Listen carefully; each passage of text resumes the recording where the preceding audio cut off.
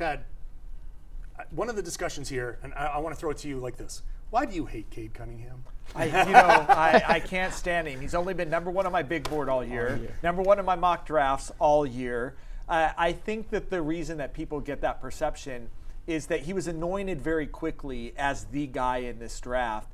And when you get anointed that way, people kind of quit looking at your flaws and start just talking about, okay, how great can you be? And I had people writing me and saying he's going to be the next LeBron James. And I don't actually think that's fair to Cade Cunningham. He's a great prospect. He is number one on my board, but he does have warts. He had high turnover rate. He's not an elite athlete. And the other thing is that Jalen Green and Evan Mobley, in my opinion, the gap isn't very big. Those guys are also elite level talents. They could be superstars.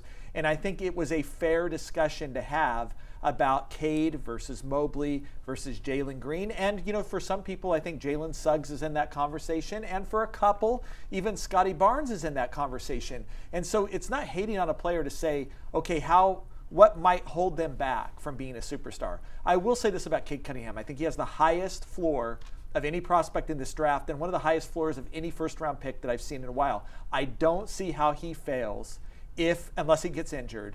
But his ceiling, because of that lack of elite athleticism, I think Evan Mobley and Jalen Green have a slightly higher ceiling. If they hit, they could hit a little bit bigger, I think, than Cade Cunningham.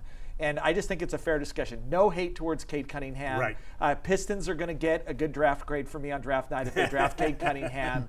But I also think that the Rockets and Cavs fans should feel really excited when they get Jalen Green and Evan Mobley because they all are getting guys who could be franchise players for their teams.